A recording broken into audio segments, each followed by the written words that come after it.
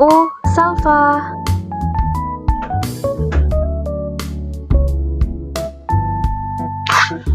Hai, aku Afida.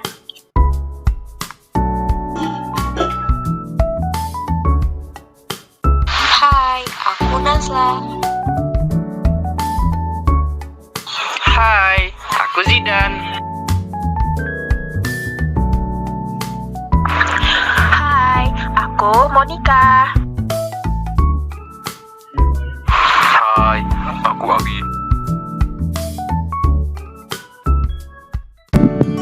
Halo, aku Salva. Aku akan membantu kalian dalam perjalanan belajar kali ini. Pada kesempatan ini, kita akan belajar tentang unsur periode ketiga. Adapun beberapa subbab yang akan kita pelajari, yaitu A. Pengertian unsur periode ketiga, B. Sifat-sifat unsur periode ketiga, C. Unsur-unsur periode ketiga di alam, dan yang D. Kegunaan unsur periode ketiga dan senyawanya. Yuk, langsung aja kita pelajari. A. Pengertian unsur periode ketiga. Pengertiannya adalah unsur-unsur yang konfigurasi elektronnya mulai dari subkulit 3s sampai penuh subkulit 3p.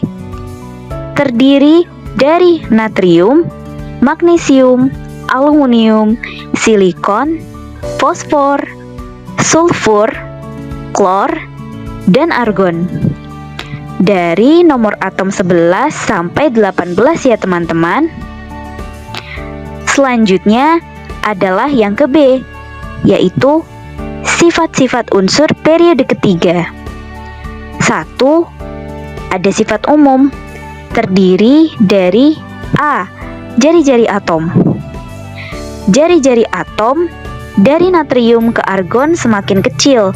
Hal ini berkaitan dengan semakin bertambahnya muatan inti sehingga gaya tarik inti atom terhadap elektron semakin kuat.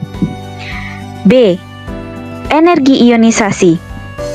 Energi ionisasi unsur-unsur periode ketiga cenderung semakin besar dari kiri ke kanan. Energi ionisasi magnesium lebih besar daripada aluminium.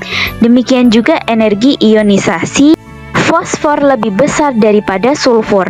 Hal ini berkaitan dengan konfigurasi elektronnya, yaitu pada magnesium semua elektron valensinya telah berpasangan, sedangkan pada aluminium terdapat satu elektron pada orbital 3p yang tidak berpasangan yang berakibat pada kecilnya energi ionisasi aluminium. C. Titik didih dan titik leleh. Titik didih dan titik leleh dari natrium naik secara teratur sampai dengan silikon, kemudian turun tajam pada fosfor, naik ke sulfur, dan turun lagi secara teratur. Titik didih dan titik leleh dari unsur periode ketiga ini berkaitan dengan struktur dari setiap zat dalam keadaan bebas. Untuk mengetahui sifat umum unsur-unsur periode ketiga yang lain, kalian dapat melihat tabel yang ada di samping ini ya teman-teman.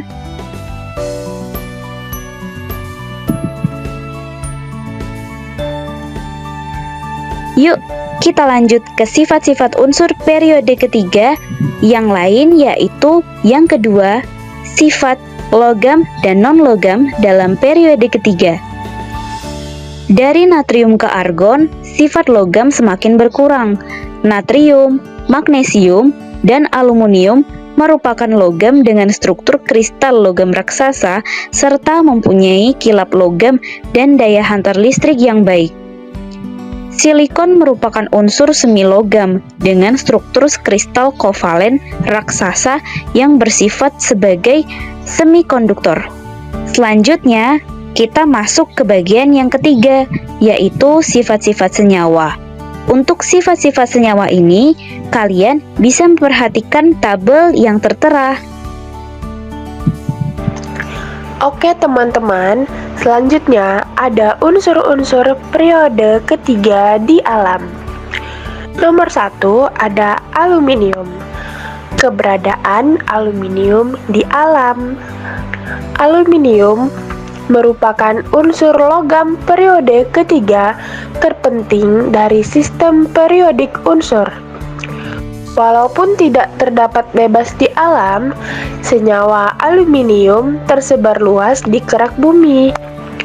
Aluminium merupakan unsur dengan presentase terbesar ketiga di kerak bumi setelah oksigen dan silikon. Mineral atau batuan yang mengandung aluminium tersebar di kerak bumi sebagai aluminium silikat, tanah liat, bauksit, kriolit, dan korondom. Secara ekonomis, biji aluminium diperoleh dari biji bauksit yang merupakan senyawa aluminium oksida hidrat. Tambang bauksit di Indonesia terdapat di Pulau Bintan, Kepulauan Riau, Kalimantan Barat, dan Kepulauan Bangka Belitung.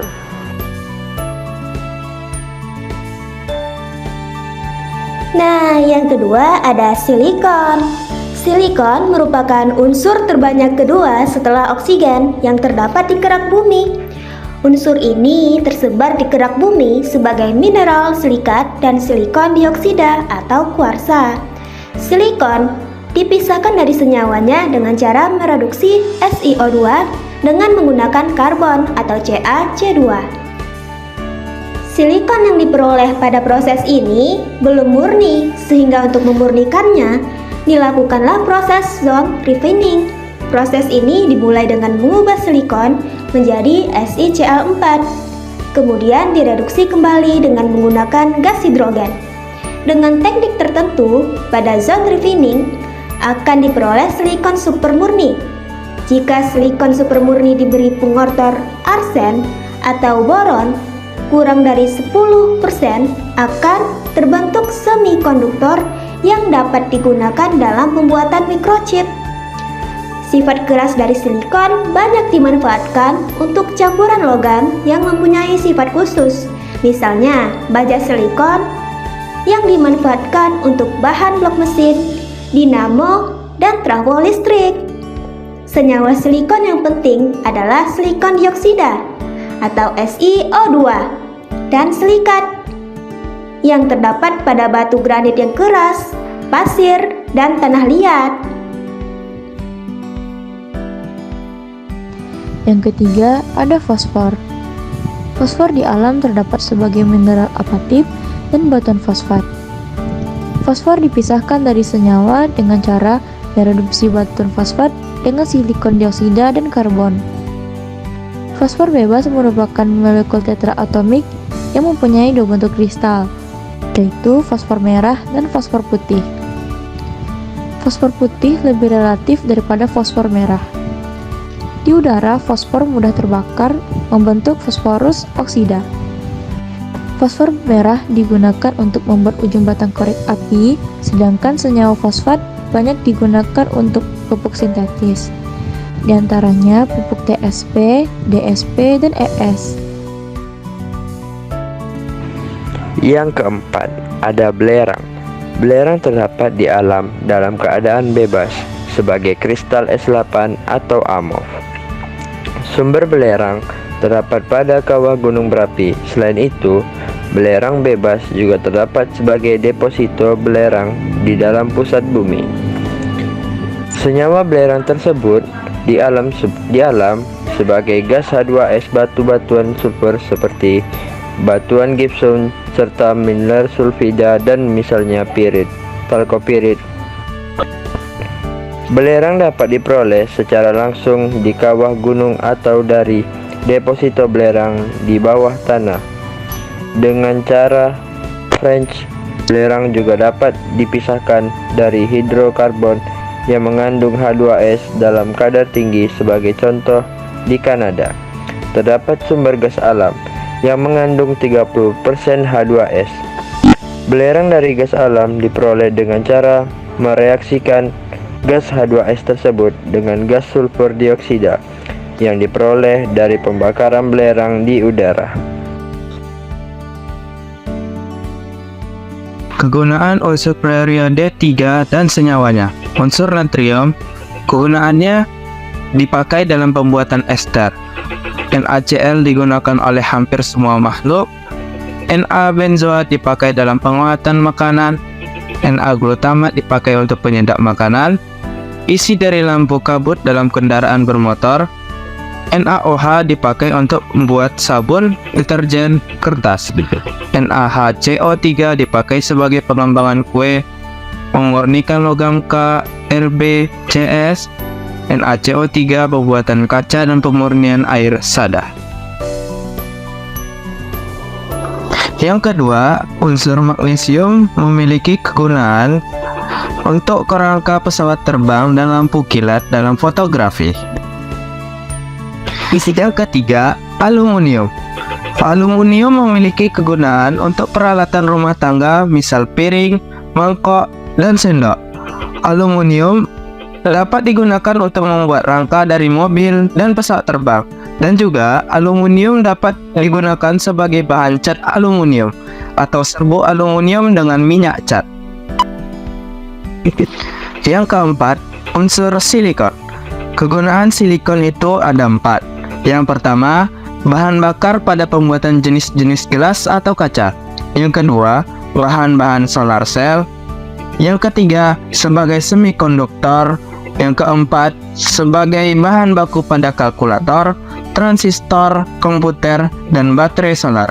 Yang terakhir, silikon digunakan untuk menggosok batu kaca, logam-logam untuk pembuatan amplas, dan untuk pembuatan cat tahan udara. Unsur kelima ada fosfor. Kegunaannya ialah bahan untuk membuat pupuk superfosfat dan bahan untuk membuat korek api. Yang keenam, sulfur. Memiliki kegunaan sebagai bahan baku pembuatan asam sulfat H2SO4 atau proses kontak dan proses kamar timbal, dan obat pemberantas jamur dan untuk memasak getah karet dan getah perca. Unsur yang ketujuh ada klor. Klor digunakan sebagai disinfektan CaOCl2, pemutih NaClO digunakan dalam industri kertas dan industri tekstil sebagai penggelantang, sebagai pemusnah kuman, dan untuk pembuatan kapur klor, brom, dan zat warna organik. Unsur terakhir dalam periode ketiga yaitu argon. Di sini argon memiliki 5 kegunaan. Yang pertama, sebagai pengisi bola lampu, karena argon tidak bereaksi dengan kawat lampu. Yang kedua, dipakai dalam industri logam sebagai iner saat pemotongan dan proses lainnya. Yang ketiga, untuk membuat lapisan pelindung pada berbagai macam proses. Yang keempat, untuk mendeteksi sumber air tanah. Yang kelima, dipakai dalam roda mobil mewah. Bagaimana teman-teman? Setelah kalian melihat video kami tadi, jika kalian punya kritik ataupun saran, tolong beritahu kami ya. Terima kasih karena sudah menonton. Dah.